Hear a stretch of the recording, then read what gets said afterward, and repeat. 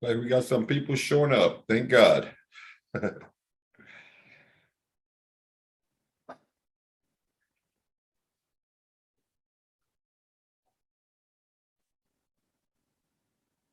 Well, Caesar's there, but he's not in for some reason.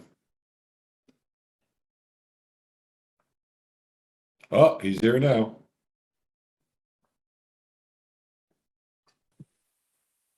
Hello, directors. Good evening. Mr. President. Hello. My light is bad. All right. Do we have? We'll give it another second here, and then we're going to get started. Looks like we're missing VP Sutter. Who's got the cat? That's one of my puppies. Sorry. Puppies how old? How's the pup? Yeah, they're a week old now. Oh wow! And nice. they are. What kind of that's dogs? them having a dream. What kind of doggies? The German Short-Eared Pointer. Oh, okay, nice. They'll fall asleep here in a moment. Yeah, no problem. All right. If I don't see Vice President on yet, Ms. Martinez, do you see her in the waiting room or anything? No, not yet. Let me try reaching out. Thank All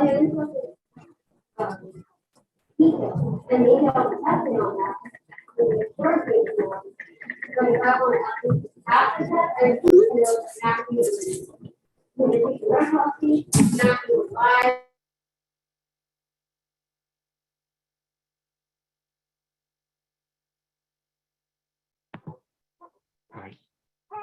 Well, I think while she logs on, we have a good agenda today, and I don't want to keep everyone longer than need be. What we can do, if everyone's okay, we can start it, and then Oh, there she is. oh, perfect. Vice President Sudduth, welcome. All right, it is 6:33, and I'm calling this meeting to order. Madam Clerk, will you please take the roll? Director Alvarado, I am here. Director Stanley,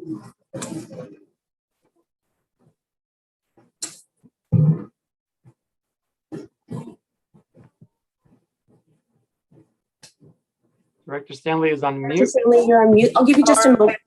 There you go. Thank you. Director Weiner, Here. Vice President Sudduth. I am here, thank you. Thank you. And President Cepeda. Here.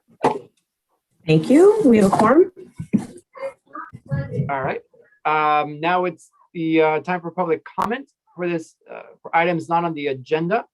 Madam Clerk, did we receive any public comments or requests to speak for tonight's meeting? I did not receive any written comments. And if there are any attendees that would like to speak under public comment for items not in the agenda, you can please raise your hand.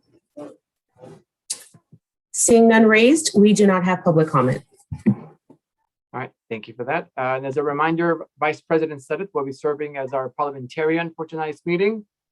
Vice President Sudduth, are you okay with that? Ready to go? Yes, sir. All right, thank you, ma'am. Now, if I can have the general manager please lead us through the rest of the agenda. Thank you, President Cepeda. Okay, so the next item on our agenda is our consent calendar, and we have items 1 through 3. Have we received any written comments on the consent calendar, or is there anyone on the call who would like to comment on any of the consent calendar? We did not receive written comments, and if any of our attendees wish to speak on under public comment for consent items, please raise your hand. Seeing none raised, we do not have public comment for the consent agenda. Okay. Mr. President, I move the item. Just one moment before you move it, I just wanted to note one correction on the minutes that we received, and we have updated those. So I just wanted to reflect that. Okay, my motion stands. Thank you, Director Alvarado. Do we have a second? Vice President I Sennett, is that a second. second? I second. All right, thank you for that. We've got a motion and a second. Madam Clerk, can you please take the roll? Director Alvarado, Yes. Director Stanley,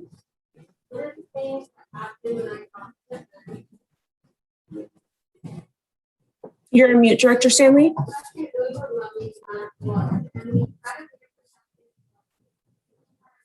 Yes.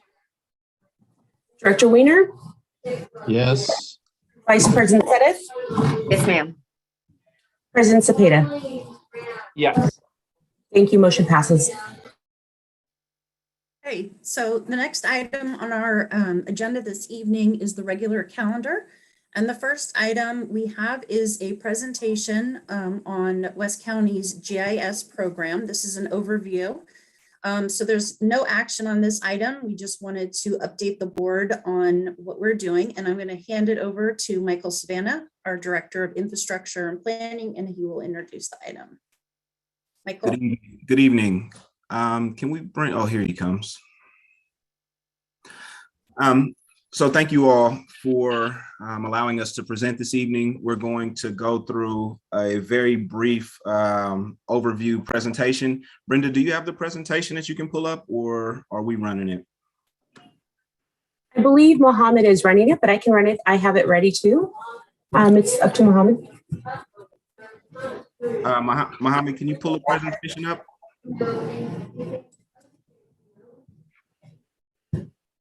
Yes, I'm going to go ahead and share my screen and then. And for those of you who haven't met Mohammed in our new remote working situation, Mohammed is a GIS analyst in the organization. He recently just passed his 6 months in the organization. So welcome, Mohammed. Thank you, Michael. So we're gonna run through a overview, as Lisa stated, of our GIS program. We've been making some strides in it, and we just wanted to update the board on it. I will touch briefly on the points at a high level, and then Mohammed will follow up with significantly more detail on the individual points. Can you go to the next slide, Mohammed? So essentially, we're gonna go through what is GIS, and GIS is essentially a database that houses the data on all of our assets, such as builds, condition assessments, legal documents. Just about any document can be attached to our assets. And we use them for many things, including our CIP planning, operations and maintenance, and then different types of presentations. The next thing that we'll talk about is the benefits of GIS to the organization. And one of the large benefits is that GIS is a central repository for data, meaning that it houses all of our data in one place. This is a benefit because it allows everyone to access one set of data, as opposed to grabbing it from different places and potentially grabbing different information. The next thing Mohammed will go through will be the status of our current GIS program. And I wanted to point out a couple of things really quickly. In the past, our program was administered by a single staff person with no specific GIS expertise. We created the GIS analyst position, which Mohammed is currently in, specifically looking for that expertise to address the GIS program needs in the organization. We've completed some initial work in assessing the data and developing a plan to evolve the program and to improve the quality of data. We've worked with a number of industry partners to flesh out the organizational needs and what we are going to refer to here as our roadmap. And now we're delivering on some of those initiatives while completing an overall master plan. And then we'll get into the future of our GIS program. And essentially, we look to ensure that the data is reliable and accessible to both internal and external customers, which will essentially create empowered, efficient, and effective workforce, as well as well-informed public. So that's just an overview of what we'll present, and then we'll get into some questions. So I'll hand it over to Mohammed to take it from here. Thank you, Michael, and good evening, everybody. So as Michael stated, we'll go over like a quick high-level understanding of what GIS is. And essentially what GIS stands for is a geographic information system.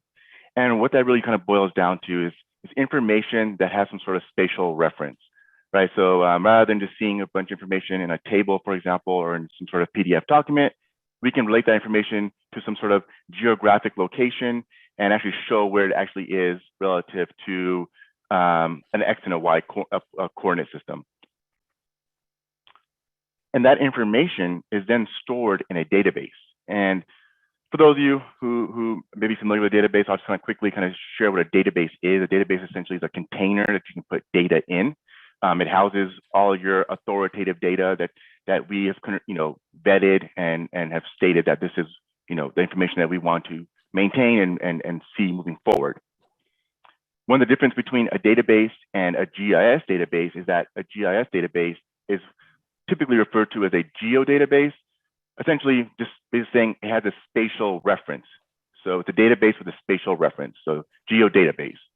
And within a geodatabase or a database, you can create things like maps, PDFs, you can create new features, you can manage those features like an asset management type of, as an example, we can manage all of our sewer main assets, our plant assets, whether that's pipelines, motors, pumps, things like that. We can analyze the information. So as an example, if we wanted to look at a certain area within our collection system, and we wanted to say, hey, how much PVC do we have versus VCP in an area? We can use GIS to analyze that information. And then lastly, we can map all of our data. This is one of the more common early adoptions of what GIS could do is you take all your data that may be sitting in an Excel table, for example, and you can show it on a map and spatially show where it actually is versus seeing it in a document. And so here, what we have is a quick visualization of what the GIS architecture could look like, right? This is just an example of one. So as I mentioned, you start with the geodatabase, and the geodatabase is essentially a container of data. And then within that container of data, you have something called a featured data set, which is essentially, I'm just gonna highlight that a little bit. Essentially a group. So it's a group within your data set. Oh, I'm sorry, it's a group within your geodatabase. And then within your groups, you have subgroups called feature classes. And so you see here that there's these three that are outlined here, and they're essentially feature classes that are made up of polygons. And you can potentially have three different types of feature classes: points, lines, and polygons. And then kind of moving down, you have some text, some annotation feature classes, a raster data set, which is an aerial imagery, kind of similar to what you see in Google Maps. When you turn Google Maps on, you see that aerial imagery in the background. That essentially is a raster data set. And then you can also have non-spatial data in a geodatabase, but you can't display it from a geodatabase. You have to link it to a feature class that has some sort of geospatial reference. Just an example, I wanted to kind of show you guys what that looks like from a visualization perspective. So moving on to some of the benefits of GIS to our organizations specifically, Michael had mentioned a central repository of our sewer data. And that's really important because if we can have one source of truth for our data, then everybody knows where to go. An example is, for example, our collection system or our plant and our lift stations. All of these different facilities have very important assets that we need to know, one, where they are, what type of data is associated with them, and how do we get there? So, if we have one repository of data, then everybody knows where to go and we know what to maintain moving forward as well. One of the other things that we can also do is we can improve our maintenance process. So rather than CCTVing or doing some sort of spot repair in areas that need it, but as we move forward, we're not aware of what is happening, we are able to use GIS and track this information. We can see how much sewer main did we clean, last month, last year, and then how are we kind of progressing from there. Also, we can look at What are maybe some not so common things that we need to identify? You know, are there some sags or cracks happening in very specific areas that we can't see from a work order, for example? So GIS can really improve that ongoing maintenance process for our organization. We can also have better project coordination. Michael mentioned CFP projects. If we can track our CFP projects in GIS, not only do our internal staff members have the ability to now see the different types of things that are being done within our organization, but what's being done and how is it being done? And is there an opportunity to say, well, you know, we know there's certain areas of our collection system that's, you know, in need of repair. Can we piggyback off of a CFP project that's happening and maybe add that particular problem to that project? So, you know, we can make our project coordination a little bit better using GIS. And then lastly, we can integrate with other business applications. And some of these applications, you know, that we can integrate with is our CMS system, which is our asset management system. And currently we have Hansen, but we're looking to replace that soon. And what that will allow us to do is we can have a two-way integration where if data needs to be updated, for example, like if we're updating maybe the length of a pipe or depth of a manhole, if we update it in one application, for example, our GIS application, then that change or that update will be now shown in our CMS system or in our asset management system. So that it's real-time updates, it's a one-time change, and everybody's informed regardless of which application you're looking at. And these types of integration could be made possible with our CCTV application, which we're currently using WinCan. It could be made possible with our future permitting system, and so on and so on. There's many ways we can integrate, and it's an overall benefit to the organization because, again, we can see these changes live. We can see these changes in all these places by making a change to one location only. So I'll move into kind of the status of our GIS. And prior to FY22, we had several initiatives that were completed. And this is prior to my arrival to the organization. So some of the things that were done were checking the data inaccuracy. There were several situations where we had data, certain types of data available in our GIS, but then we had data in other documents that differed from what we had in GIS. So there was a huge initiative to try to resolve those issues. There was also missing information. So missing information like we had sewer main inverts, sewer main diameters, lengths missing. We also had depth of manholes missing. And in addition to the collection system, we currently don't have a plant GIS data set or geodatabase. So that's obviously missing as well. It's something that we really want to try and bring to the organization. Limited staff access to GIS.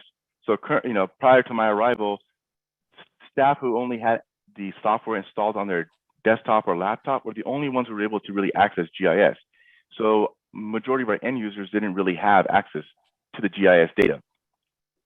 And so all this kind of culminated to what Michael shared with you all earlier, which is a GIS roadmap. And this was a collaborative effort between our vendor, our GIS vendor, who's known as Esri, and ourselves. And it was a back and forth, really good workshop that was done to create a list of potential projects that we could implement within our organization to make our divisions more efficient in doing the work that they're doing.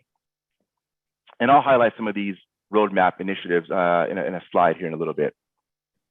So moving to FY22, this is, I'm on board now, and one of my initiatives was to check the reliability of our data. So after all the things that were done prior to FY22, where are we at now?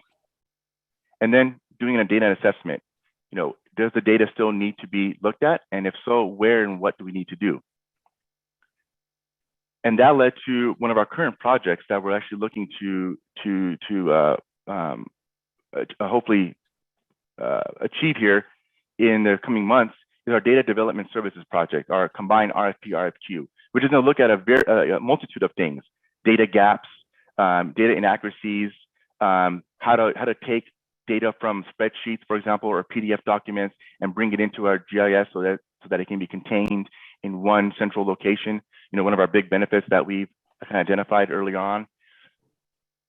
And then ultimately, we want to be able to provide access to GIS.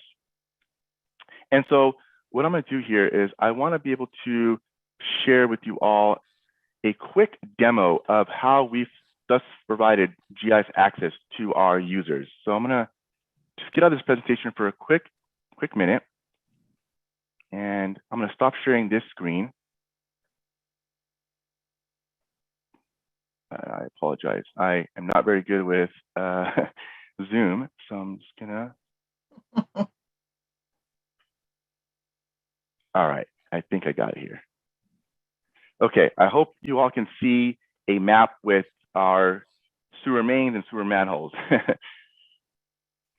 Okay, and so, sorry, I'm sorry, is someone not seeing this? Nope, I think we could all see it. Okay, great, thank you. So here, it's one of our areas within our service area, and as you can see, we were able to bring in all of our current collection system GIS data, which is our sewer mains, sewer manholes, and then we've even identified the manhole IDs, and then within that we have also identified the pipe diameters, pipe material, and the footages. And if we can pan around and really real time, really quickly see all this data. The tools are really simple to use. We can see the different layers that we have, different base maps. Essentially, base maps are your background images. We can go from like a topographic to like an imagery based background. It's really a really cool, quick, easy application that a lot of our end users now have the ability to access this. And this is all possible with something called ArcGIS Online. It's a platform that's provided by Esri, and really it's something that we can put up pretty quickly. So just want to share that with you all really quickly and just kind of show you kind of where we are right now with our GIS application for our end users. So I'm going to go back to the presentation.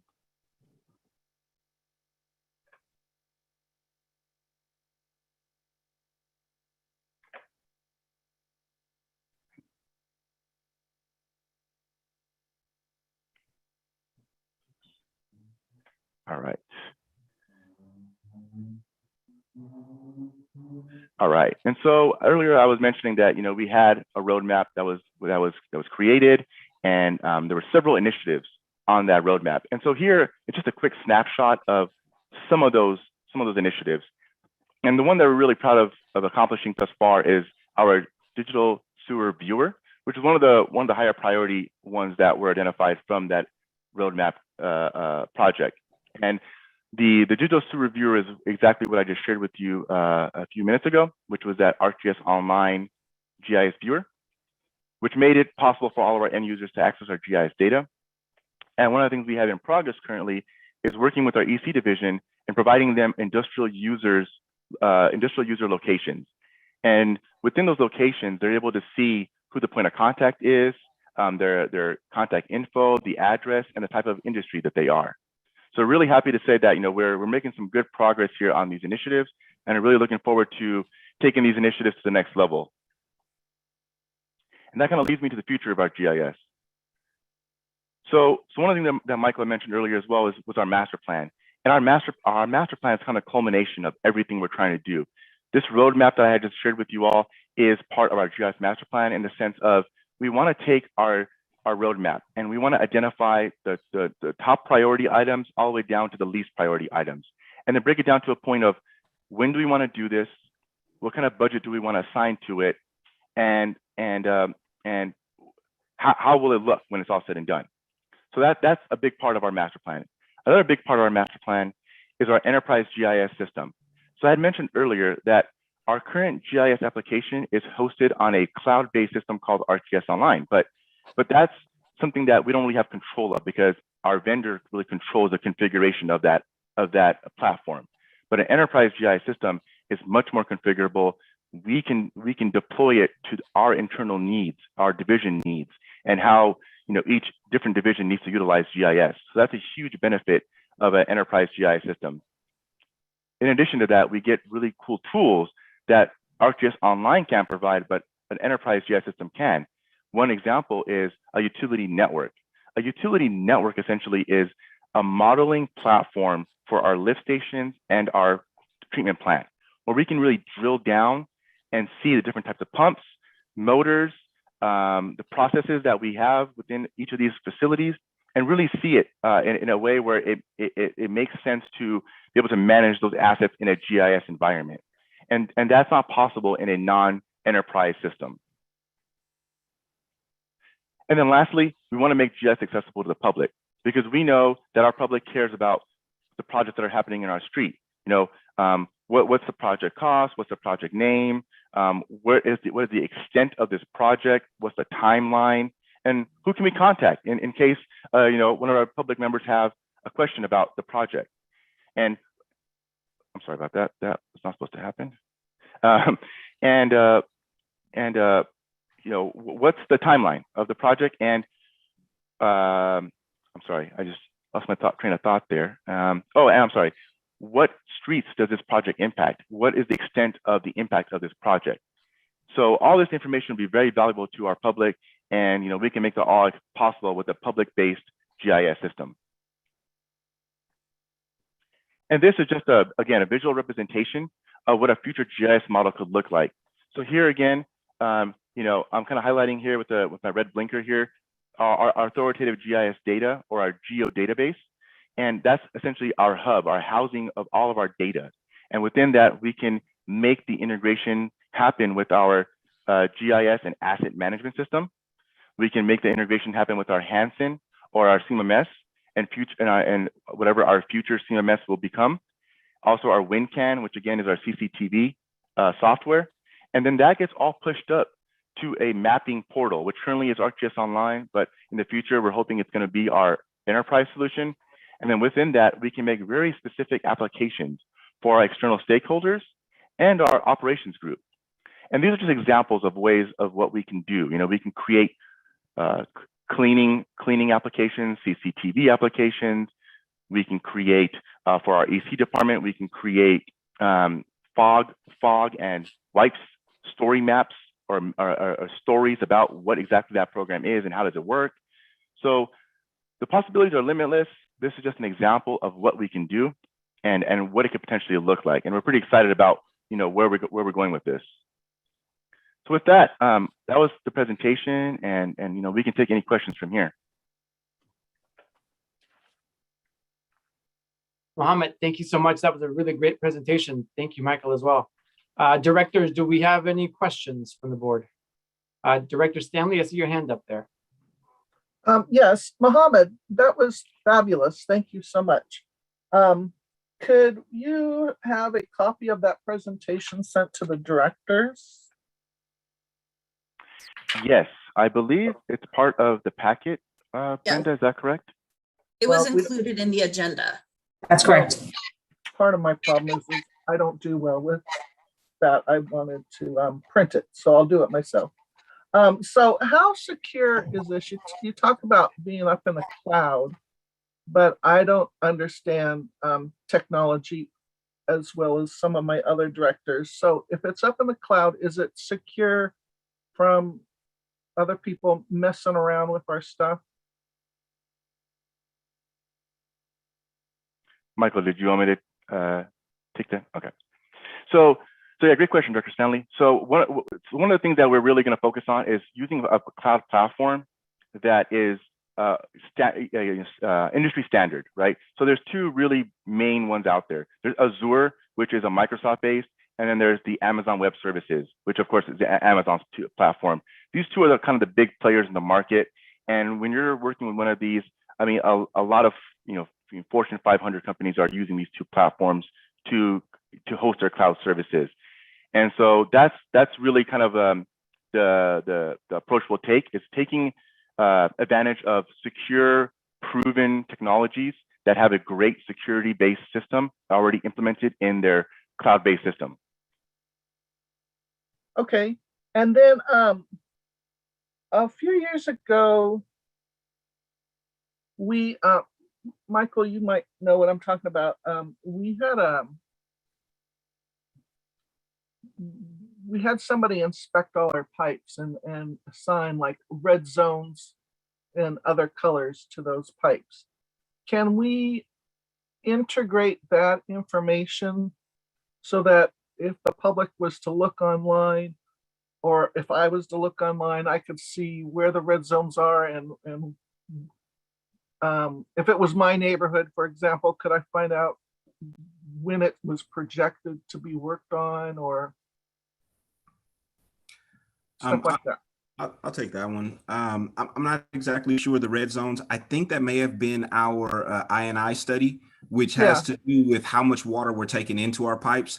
And we definitely can integrate those shape files, which would show in our GIS which lines are trouble lines. And we use that now. We already have that integrated in our GIS. We use that to plan our gravity sewer pipe replacements. So the way we prioritize our pipe replacements is based on that INI study that you're talking about. We took that data, we put it in our GIS, and we utilized that to figure out which basins. If you remember from that study, it broke it down into basins. Which basins have the highest INI? And we target those basins. And if you recall, we brought the pipes program to this board and you all approved it. And you approved for those specific basins to have a higher payout than other basins because we want to get the INI out of those heavy basins. So yes, Director Stanley, we've already connected that study to our GIS. And when we, in the future, when we get to a public facing GIS program, the public will be able to look and see, and you can actually go now onto our website under our pipes program, and you can see where we've connected our INI study to our GIS like you're talking about. You can see if your neighborhood has the red pipes or not, because that's how you figure out if you qualify for the high INI money. So we've done that work, and yes, we'll continue to do that as we do more studies. Okay, because I really liked what Muhammad said about all the transparencies about the public being able to go and see how much something cost, see the scope of the project, and I can just imagine that, you know, one neighbor calling another neighbor saying, you know, this is happening or scheduled to happen. And so I think it's fabulous, and I'm really happy about this program. Thank you so much. I'm done. Thank you, Director Stanley. Director Weiner, I see your hand up there. Yes, I would also like to thank you, Mohammed. That was an excellent presentation and very understandable. Sort of answered most of my questions, but I want to ask them anyway because it didn't specifically address them. Will the project require additional software purchases and training to complete that huge list of ideas that you displayed?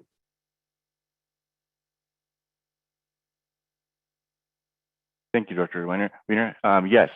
So the currently everything that we have right now, we've as an organization already have access to. Some of the things that we will need in the future are all related to kind of the future GIS aspect of it, which is the enterprise GIS solution. That will be an additional license agreement that we'll need to talk to Esri about, which is our GIS vendor. And then also being able to host all the information, whether it's on our premise, you know, on premises, or it's in the cloud. Those will also have to be some things we need to talk about in the future. All right. And will you be maintaining the system as it develops, or are we going to have to rely on Esri to take care of that? So I'll take that one. Mohammed is our GIS program analyst, and his position was developed, if you all recall, not long ago, and it was developed specifically for that purpose, to develop and maintain this program. Okay, thank you. That's all I have, and it really sounds wonderful, really wonderful. So thank you all for your work, and hope to see the conclusion of this project in the future. Thank you, Director Weiner. Great questions. Director Alvarado, I see your hand up. You're on mute.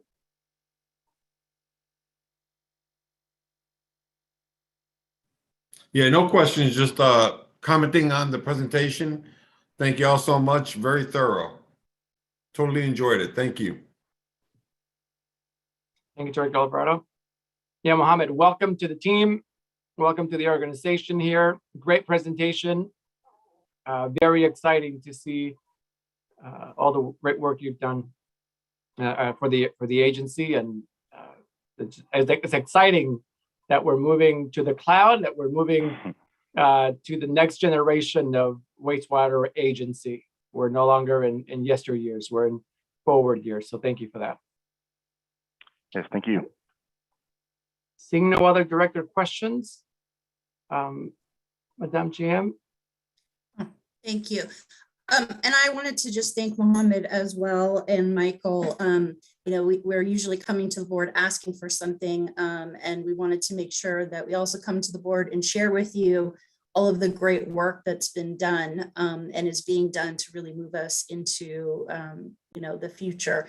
And, you know, just you can see how powerful this program is, and we're really taking advantage of it. And Mohammed has been such a great addition to our team. So I'm glad you all were able to experience the power of GIS and the future of it. So with that, we will move to the next item, which is the fiscal year 2022 mid-year budget review.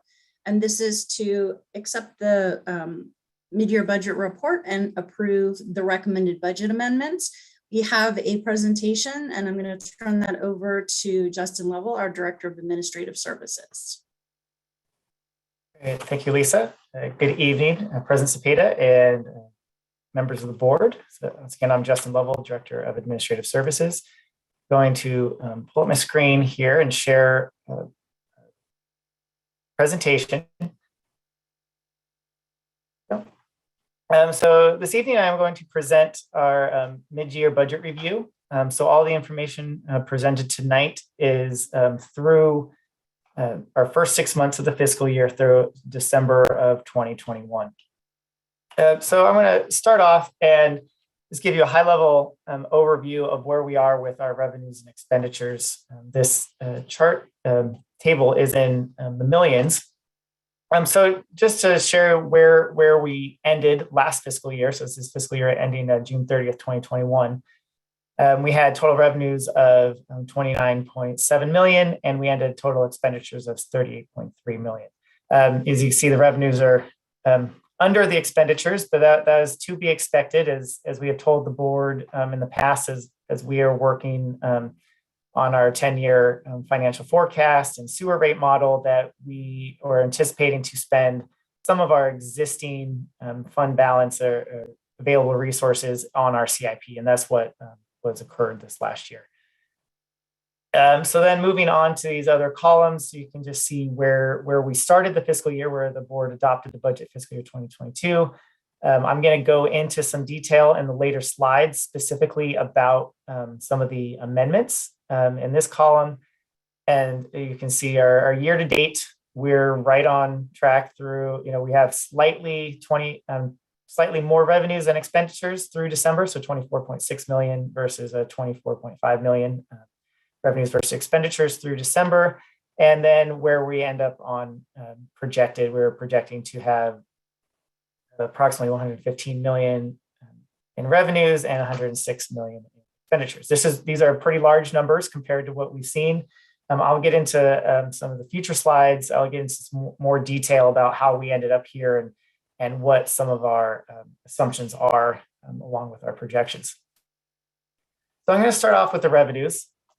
This slide is representing our adopted budget versus our revenues through December. So as you see, our operating revenue is about 52%, well, about 53% of our adopted budget. So that's right on track. Most of our revenues are on the operating side are coming from sewer use charges. We receive a large piece of our 55% of our sewer use charges from the county in December. And we also get our a portion of our property tax allocation those years. So the operating revenues are on track. And on the capital revenue side, it's about 33%. This year, we did budget this out of the capital revenue. A large majority of the $24.4 million budget is for bond proceeds.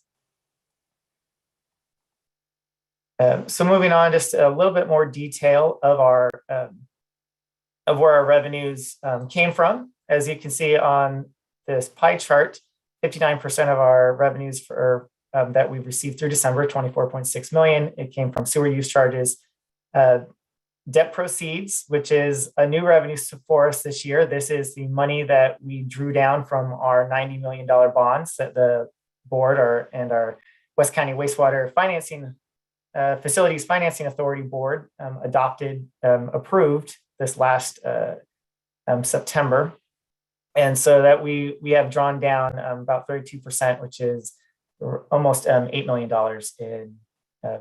in debt proceeds from the $90 million of bonds. And then the rest are some other operating revenues and property taxes.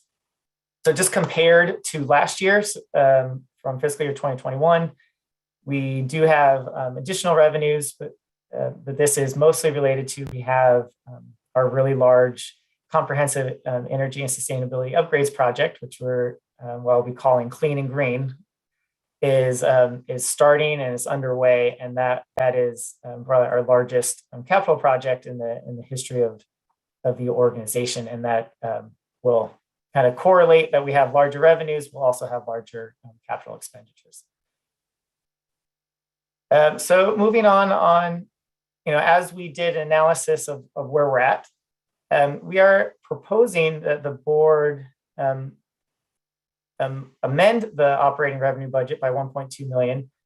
So we have three changes here on the operating revenue side. One is a slight reduction in the sewer use charges. There was demolition of several properties maintained by the Contra Costa County Housing Authority, and so they disconnected from the sewer system. So they don't. So that was finalized after the board adopted the budget. So we're going to remove those from revenues for this fiscal year. Another change is that we received preliminary numbers from evaluation from an actuary about our 115 trust. That is our money that we set aside to pay for retiree medical benefits. We are overfunded. So we have more money than we need to set aside for our future liability. And so what we're doing to kind of correct that is we're changing from a pay-as-you-go methodology for retiree revenues, retiree medical cost, to going to use our 115 trust is what it's there for. And so we are starting to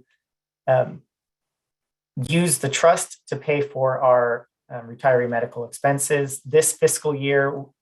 Based on the structure of the agency that maintains our trust fund, which is PARS, we are able to go back one full fiscal year. So this $973,000 is fiscal year 2021 and fiscal year 2022 retiree medical expenses.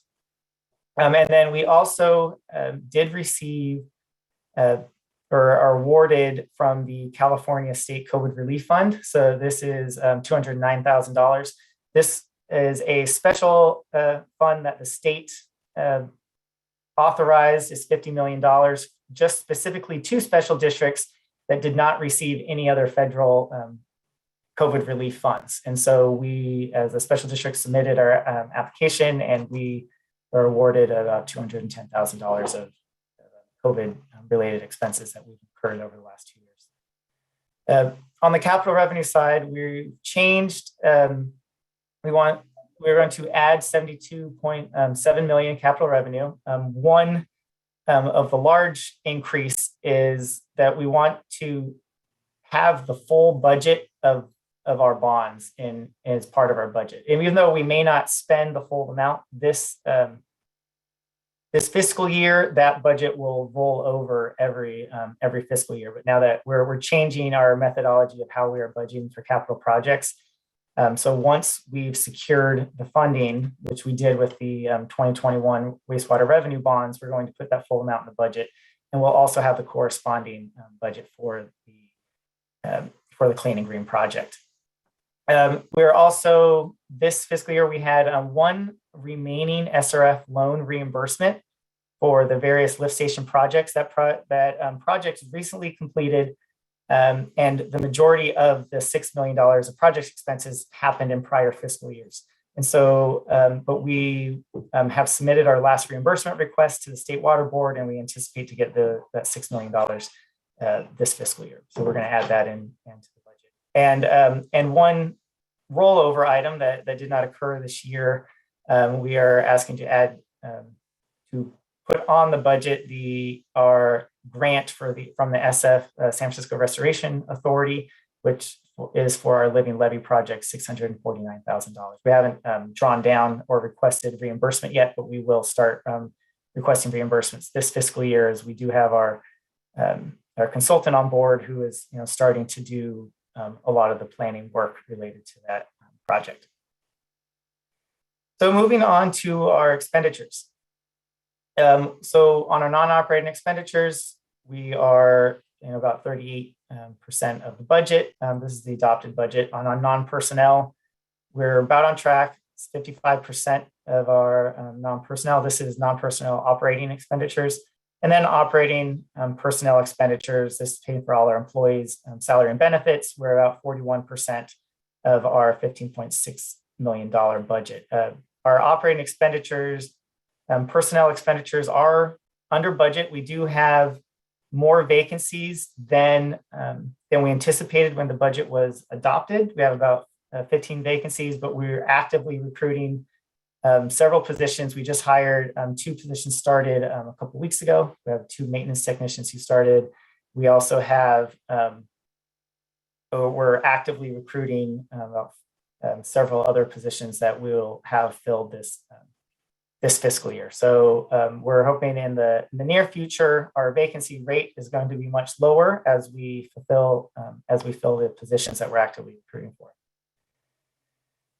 So just to see kind of where our expenditures are going, as as I mentioned before, the Clean and Green project is going, it's active. So we've had some large expenditures so far. So out of all our 24 million, 46% are related to capital expenditures. We've also got several other projects, sewer replacements, force main projects that are actively underway. And then you can see our split: 27% of our expenditures were for personnel, 23% for non-personnel, and 4% for other non-operating expenditures. Again, comparing fiscal year 21 to fiscal year 22, where we're at the same period last year. We have spent more money, and that's mostly related to our Clean and Green project. So on the expenditure side, we are asking the board to amend the expenditure budget. There's 2 items on the non-personnel side that we're asking for. One is for enterprise asset management system. This is also called the computerized maintenance management system, or CMMS, which Mohammed referred to in the previous presentation. We are actively in the RFP selection stage for a vendor. And so we anticipate by the end of this fiscal year that we'll be coming back to the board to authorize a contract with the selected vendor. And so we're putting in the estimated $250,000 budget for that project. And then we're adding $950,000 budget for settlement claim that was paid related to a construction project last fall. On the capital expenditure side, we are going to add in the full budget for the Clean and Green project. The board has authorized just about all the majority of the project expenses. Almost $70 million of contracts have been authorized by the board since the budget was approved in July. That includes the NG contract for construction management, as well as for project management for the project. And just to note that every year, any unspent budgeted CIP gets rolled over to the next fiscal year, as capital projects tend to be multi-year projects. There was $29.7 million of unspent budget from fiscal year 21 in the CIP that is rolled over into fiscal year 2022 to spend for capital projects. So just briefly, I just want to show you graphically where the expenses are for the capital projects. We spent $11.4 million so far in December. As you can see, almost 75% is related to the Clean and Green project. 17% related to gravity sewer pipe replacements, and then 3% split between force main, lift station, and facilities projects. And there's small sliver in plant process. So as you can see, we have quite a bit of expenses. If you compare ourselves to where we were in December, we've spent quite a bit more on our capital projects, and this is, as I mentioned before, related to our clean and green project. So now just to kind of show you where we anticipate where we're going to end up for the fiscal year, this table is showing you where we are with the reserves. So as the board will recall, last spring, you approved an update to our reserves policy. The first column is our beginning balance. This is where we started out. We had about $32.9 million. We're calling fund balance, or what you might see as available resources, and is split up between several reserve categories. The operating reserve, $7 million, that is a little over 3 months of operating expenditures. The emergency reserve is new, so that one we were able to add about $1.6 million into emergencies, and with the total reserves almost $29.4 million. So where we're estimating to end up, we look at our projections, we made some assumptions about how much money we think we're going to spend through that June of this fiscal year, and that's actually going to leave us with additional fund balance. So we believe that we're estimating we'll have about $9.1 million additional money to go to the fund balance. And what we'll do at the end of this fiscal year, what we're projecting is that we will be able to fully fund the operating reserve as per the reserves policy. As the board updated the operating reserve, that went from 3 months of operating expenditures to 6 months of operating expenditures. And this is largely to make sure that we have sufficient cash set aside to pay for our O&M expenses during the first 6 months of the fiscal year. We don't receive, majority of our revenues are coming from the sewer use charges, and we don't get our first payment of the fiscal year until December. So we are projecting that we would end the fiscal year with approximately $30 million in reserve, and have about $12 million that would be undesignated, that could potentially be spent for other projects or as the board would deem useful for expenses. So I'm going to stop there, and I will now have time for any questions. All right, Justin, great presentation. Director Wiener, I see your hand up there. Question. You're on mute. We should take public comment first. Oh, yeah. President Cepeda, we should take public comment first. All right, I'm going to go see if there's any public there. Mr. President, we did not receive any written comments, and if any of our attendees wish to speak under this item, you can please raise your hand. Seeing none raised, we do not have public comment. Thank you, Vice President Sutter. All right, Director Wiener. Justin, can you put up the first chart in the agenda that lays out the totals of revenues and Sure. operating expenses? It's different than the one you displayed in your report. Is this one? This was from the agenda. Oh, from me. So is it referring to this? Yeah, I think that's right. Okay, so in the year-to-date 2022 added, is the year-to-date 2022 added to the projected 2022 to create the total projected, or is the projected the total projected. I know that sounds weird, but Yeah. are the two columns at the end added together, or is the last column the actual total? The last column is the actual total. So some of the numbers you may look that they're doubled, and that's because it's the projection is our budget is very close to where what our actual revenues are.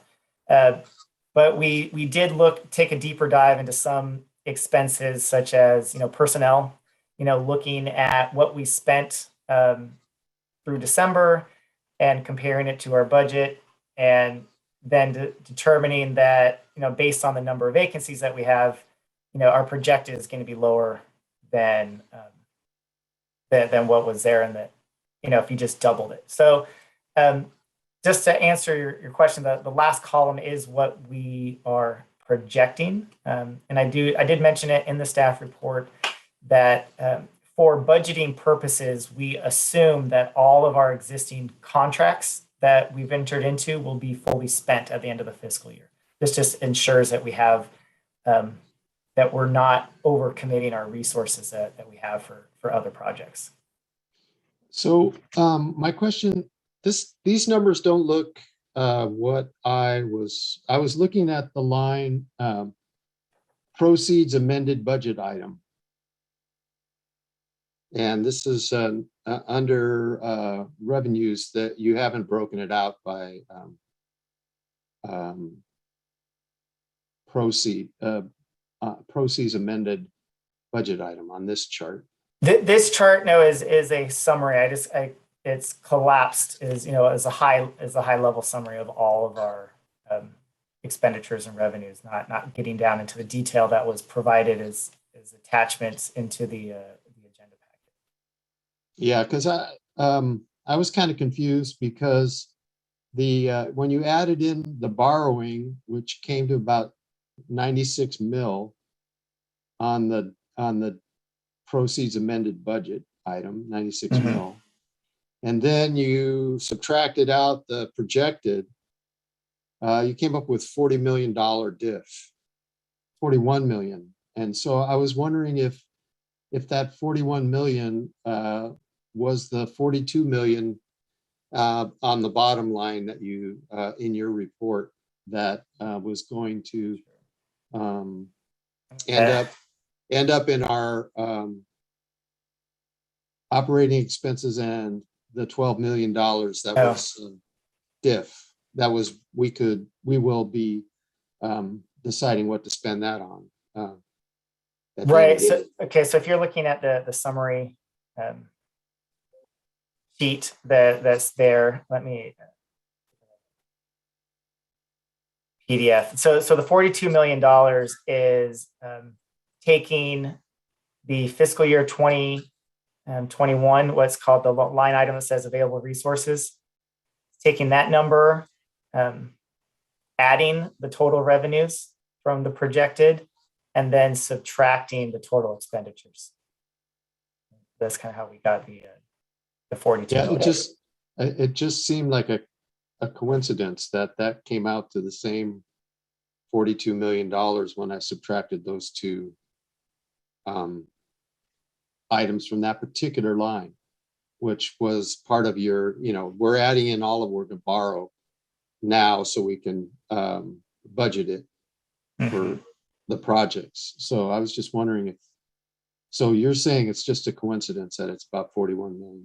I believe so. Yes, because I can see how you came up with the number. It is, I believe that's just purely coincidental. Okay. Thank you. Oh, and then on your expenditures, you mentioned that there was we aren't spending as much as we expected on personnel. And so I was wondering, is that going to have an effect on our ability to spend our budgeted amounts? Are we going to,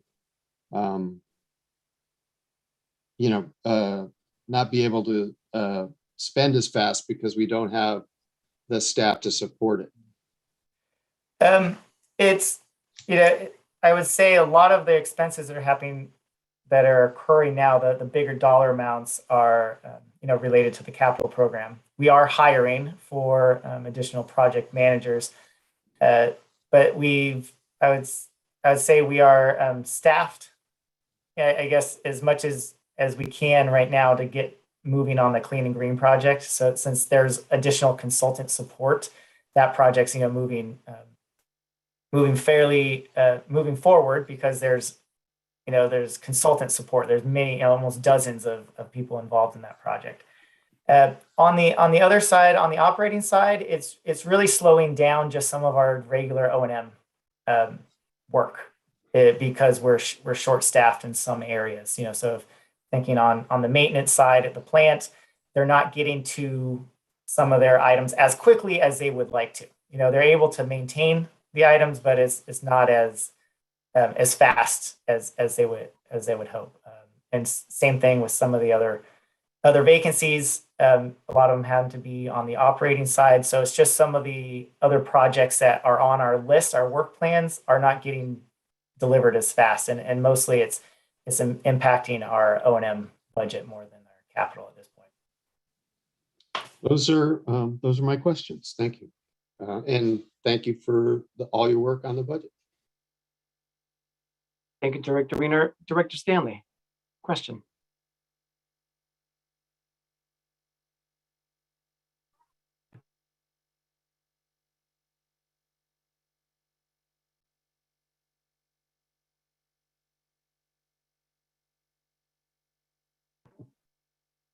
Director Stanley, you're still on mute there. There we go. Okay, all right. When you were showing your presentation, and there was like 30-some% of this budget is from bonds, right? Are you referring to the slide that has capital revenue chart? Yeah, I believe so. It occurred to me that it would be so fabulous if is the GIS program that Michael and Mohammed put on, are we able to get that same kind of detail with our budget? Is that possible? I'm not sure I'm following kind of what type of extra detail you would like to see in kind of a budget presentation. Well, right now, one of the things that caught my attention on the GIS program was that the public can go at any time and find out information, or will be able to find out information. And I would like to have something to where at any time the public or directors can go online and find out what's going on with the budget. For example,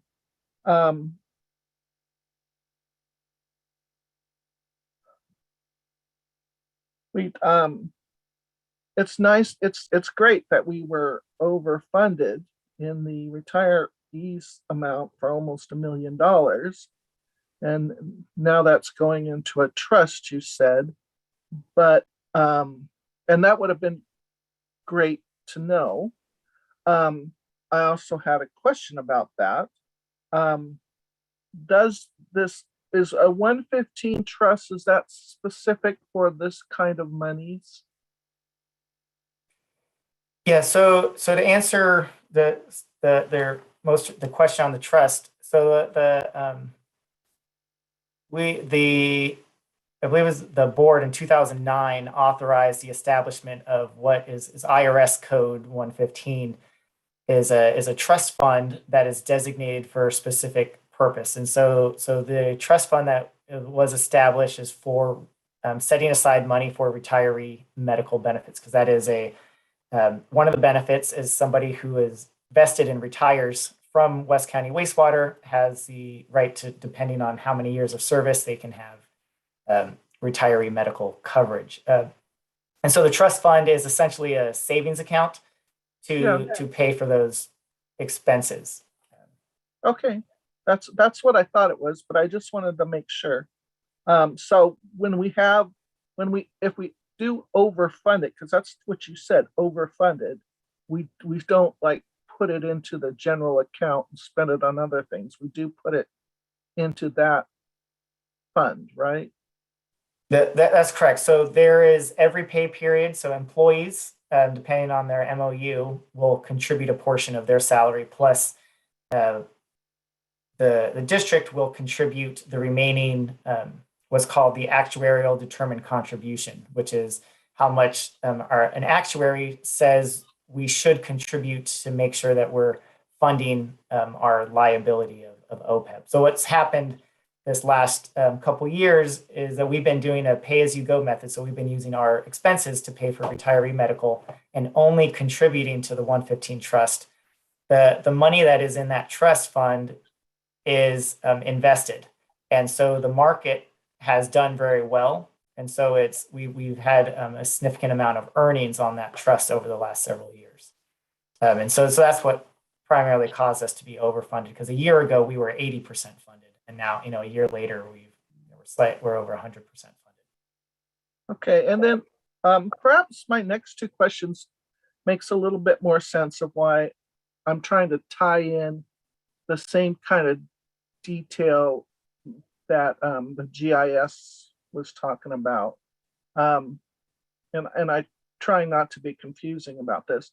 Often when we get information about something in a staff report, we're told we have plenty of money in the budget to cover this. But we're not told why, and we're not told where the money's coming from.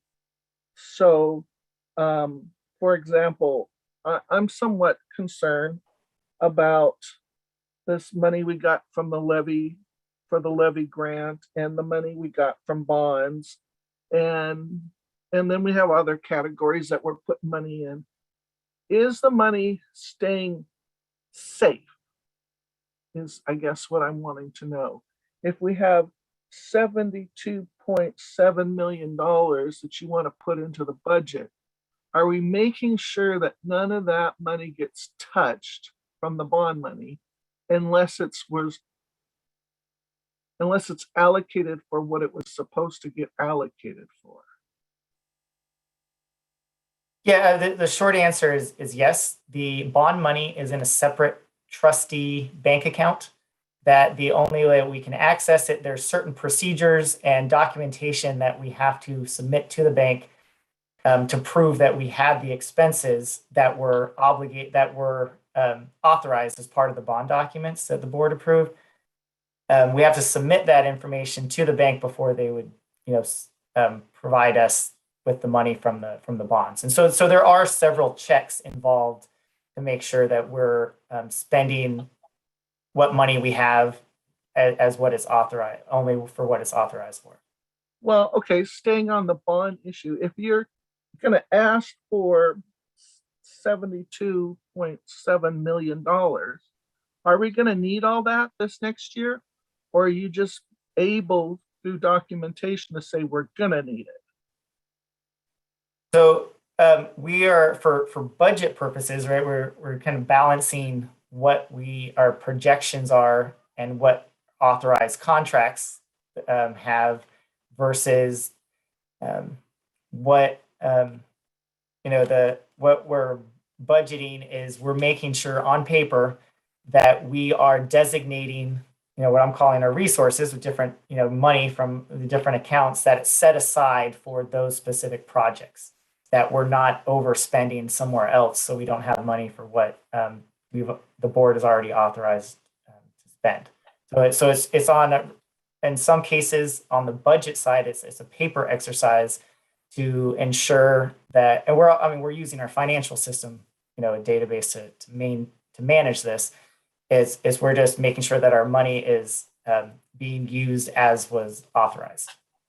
Okay. This is, you asked me what kind of detail I'm looking for in like a staff report. When we're told that there's plenty of money in the budget, what I would like to know is, well, we're taking the money that we have set aside for this, or because we don't have these vacancies filled, we can use that money for this. That's what kind of detail that I personally would like to know. But also, I'm also wondering, when we say we're putting in X amount of dollars to replace vehicles, for example,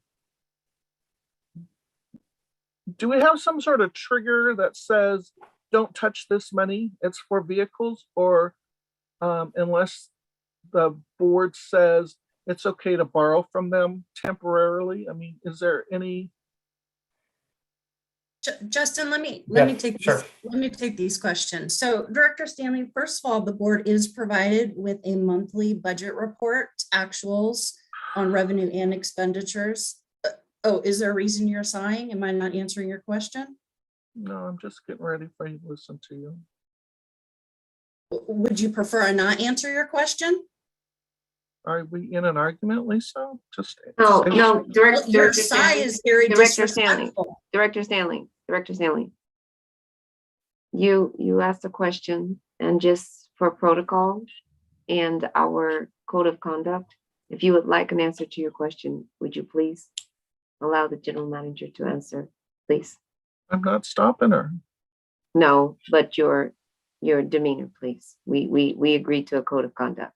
So And disrespectful at the same time as well.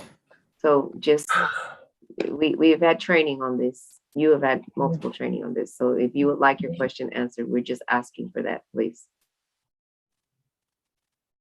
So the board is provided with a detailed budget report every month. So this is not the first time you're seeing the information. We provide you with a mid-year update so that we can provide you with sort of a look ahead. So the board does receive information. We have policies and procedures in place that the board has adopted. The board also adopts a budget each year, and that provides for the funding for many of the things that come before the board. So when we tell you that the funding is in place, that is because it is included in the budget. You will also notice in the fiscal impacts, we will tell you if it's included in the adopted budget. If it isn't in the adopted budget, then we will ask the board for a budget amendment, which is some of what we've come before today, and we'll ask where we take those savings. So, unlike perhaps maybe what you're thinking in cities, we don't have multiple funding sources. We have one fund where our revenue and expenditures go. And we have, if you will, buckets where each of these different allocations are allocated. So we're not going to take money from the vehicle replacement fund to fund a capital project, for example. So those policies and procedures are in place. So I think that should answer most of your questions. Well, not really. Kind of adds another question, if I may. You just said something about if we have a budget amount, and if we're going to go over, you're going to come back and ask for approval. Is that right? Correct. But I don't recall, a few months ago, I asked the question about our attorney amount, and I know our budget was like 200,000 or 300,000, and you told me that you expected that we were going to spend over $1 million. But I don't recall anything coming before the board approving an extra $1 million for that. So this is my it did heavy come side before to you is I don't see these things. That's probably because you don't remember it, but the board did approve an amendment to the budget, and we came, and I believe it was last year, Justin, correct me if I'm wrong, where we did a budget amendment and we specifically stated that our legal fees were going to exceed the authorized budget, and there was a budget amendment. So you may not remember it, but it did come forward, and it was in the staff report. Okay. How many vacancies do we currently have? We have 15 currently, but we're in process with over 5 recruitments, so that should go down very quickly. Is any of those five have to do with the health and safety person? One. So that's in the works now. We have gone out for recruitment on that position several times. I don't think we can get into the specifics on that discussion right now. It's not on the agenda. But if you want that information on that specific position, we can bring that to the next meeting. Okay, thank you. All right, Director Stanley, any other questions? No, All right, Director Alvarado. President Cepeda and honorable board, I want to say that Director Stanley, when she says "we," does not speak to me as a board member. I have received all the information we've ever asked for. We've always gotten our budget amendments when it needed to be presented to us. So please don't equate me with that. And I believe some of her questions were disrespectful and also a waste of time, because Director Stanley also has the right to email the president, who will then get those questions answered for her before the meeting by our general manager. So I want to thank the staff. I want to thank the general manager and the staff for the presentation. Thank you. Thank you, Director Alvarado. All right, directors, any other questions? All right, Vice President Setta. Let me just reiterate what Director Alvarado said. We go through this every time we have a budget discussion, and I don't know if we need to have a budget 101 training, a budget reiteration training. I'm not sure, President Zepeda, if that's what needs to happen. But we seem to have the same questions asked every time we have a budget presentation. And it seems to come from the same direction every single time. And we approve something as a board, and for some reason, same questions every single time. And it's borderline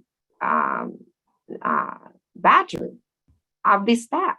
Thank you, sir, Justin, for the presentation. Thank you for the information. We received this information way in advance. We have an opportunity to review it far in advance. All of us have things going on in our lives, but some of us managed to look at it. And so I do not find it acceptable that we cannot remember what we all agree and approve. And even if you are the dissenting vote, you don't get to say that you don't know something when it's on the record. So, sir, I don't know. I'm asking you, if you find it within your infinite wisdom to arrange for another budget training, then maybe that's what we need to do. But we shouldn't go through this every single time we have a budget discussion. We have another one coming up at the end of this fiscal year. But, you know, the staff puts a lot of time, effort, energy into this work.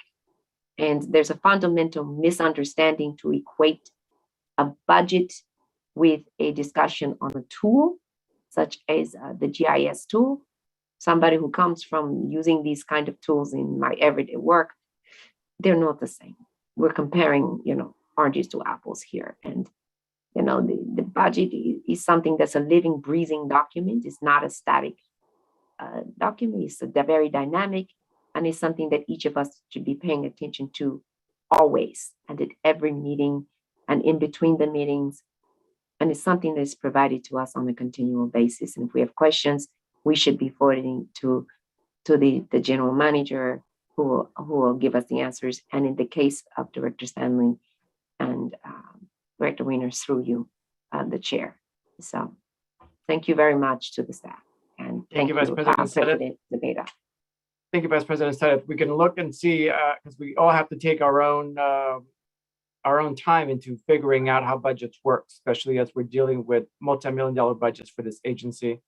The process doesn't change too much from agency to agency. Most of the numbers end up being very much the same.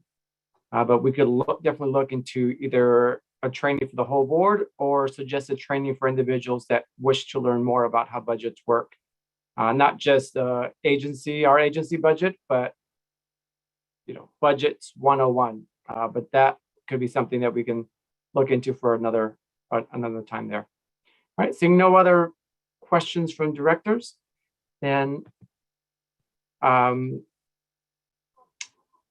think we are now at the end. We go to the next item, which would be board reports. President Cepeda, I do believe we do need a. We need a motion on this. Yes. Yeah, we need a Thank you, motion. Justin. All that work and I Yes. almost didn't.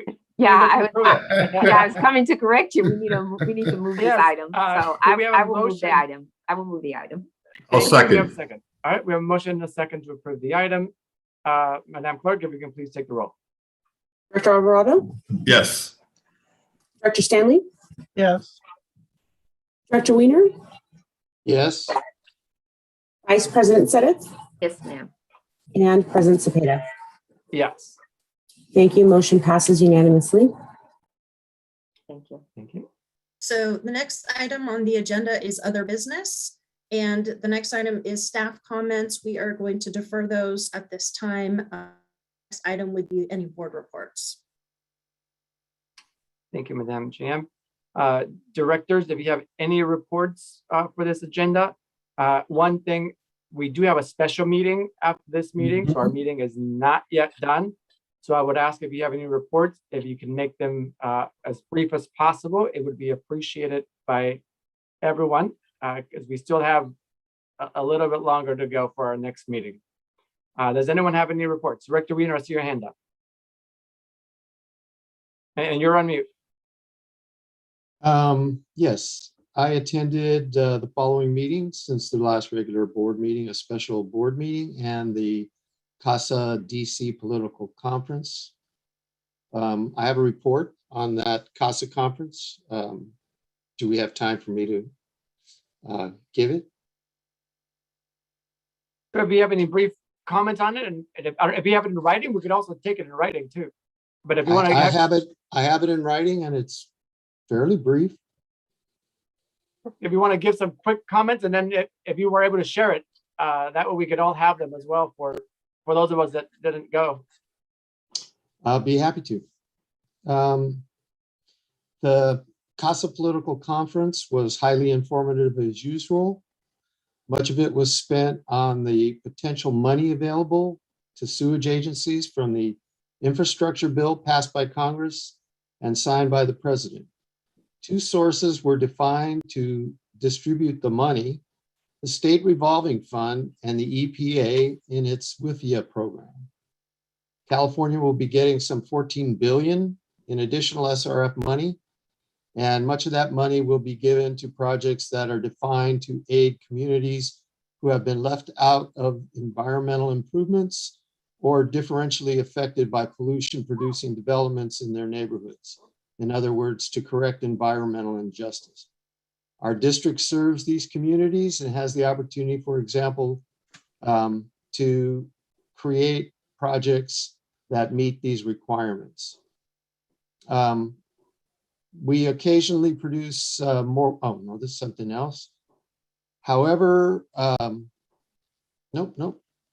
Two other topics that were covered were the future regulation of dangerous chemicals called PFAS and the possible future of biosolids as a resource. The theme of that particular talk is there is no such thing as waste, only wasted resources.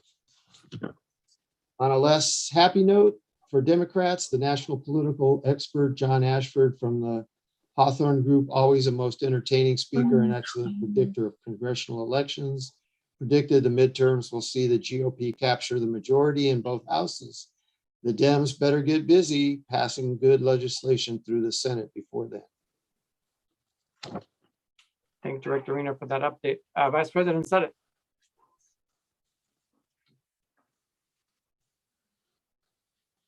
So, in addition to a bunch of other meetings, I'm just going to give you a couple of highlights from CASA because so Miss Lisa, is Michael Savannah still on? Yeah. I need to see Miss Lisa's face. I need to see Michael Savannah's face. I need to see Justin, Aaron Weiner, and where's our deputy GM? I need to see his face. Andrew, Yes. there. Yes, good. I wanted to see you guys' faces. So, Oh my God. yes, I'm not going to say the highlights that Director Weiner told you because he gave you those, but there's a couple of highlights that I did want to share with you from some ledge visits. So we were able to get in eight good ones, but the one, and so I'll give you a written report from the other ones, but the two that I wanted to share with you that gave me the most joy was from Eric Swalwell and from Mark Desaulniers. As I was leaving Mark Desaulniers' office, and Cesar, this will make you smile, one of his ledge aides said to me that they passed forward one of our programs. So Lisa, first of all, thank you so much for helping me get the bags together. And with our swag, it went over very well. They love it. For those of you who don't know, we gave them swag bags with some of our 100-year anniversary goodies in them. And if you've ever been here, that's like the highlight because they never get anything free. So they love everything free in DC. But it also had our climate plan in it. And Lisa, they love it. They love the pipes plan. So Lisa, Andrew, Michael, Savannah, Aaron, Justin, Director Stanley, Director Alvarado, Director Weiner, and President Zepeda, everybody should just be very, very happy. She said that when they passed that on to the Energy and Commerce, the Infrastructure Committee, they passed it on through the committee. People were raving about this little West County agency pipes plan in DC. So Lisa, she said it was one of the best that they've ever seen. So I wanted to make sure that you knew that. There's other stuff that I'll share with you guys later, maybe next meeting, but that particular nugget I wanted to share with you in person. And so there was a couple of things from the climate plan that they really liked and they really highlighted when they were talking about the IIJA, the Infrastructure Investment and Jobs Plan Act. But that one in particular, the pipes plan, they were very impressed with. They really liked it. And Mark Desaulniers has been singing the praises. He and Eric Swalwell joined together on that one, and they were really singing the praises. And so we added an equity edge to it. So the three of us got together and we talked about it. And the equity edge is making sure that we get people to the table from the impacted communities at the very beginning when that money is dispersed to California, the hundreds of billions of dollars that are coming, that people from our community get to sit at the table and determine how that money is dispersed. So I'm going to be having that conversation with them. So Lisa, you'll get to pick whoever from West County get to come to that table with us and have that conversation. So I'll be speaking to them shortly, and then she's going to be contacting us as that plan moves through legislation. Hey, that was it. As President said, that's really, really great news. Yes. Everyone else, congratulations. Thank you all for your hard work. Thank you. All right. Directors, any other reports? Director Alvarado? No, I'm just saying thumbs up to everybody. Great job. Great job, everyone. I have no report, but I do want to just do quick. Again, I love the drop. Congrats to Josh Potter, recently earning his grade 2 certification. Josh passed the test required to meet all the requirements for promotion to senior crew member. So congrats to Josh. And then as part of our wastewater, woman in wastewater, it was highlighted in our social media content in Murray Bish as one of the Woman in Water series or wastewater series. So congrats to all. Thank you for continuing this great service of the drop, and everyone for your great job servicing our district and our community. With that, we have come to the end of this meeting. However, we love meeting so much, we're going to do another one.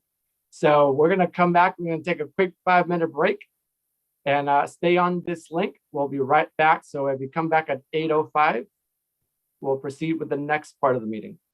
Thank you all. See you soon. And I think we just need Oh. to adjourn. Oh, we need to adjourn. This meeting. Yeah, adjourn this meeting and then we'll go into the new meeting. All right, then meeting Thanks. adjourned. We'll see you all in 5 minutes.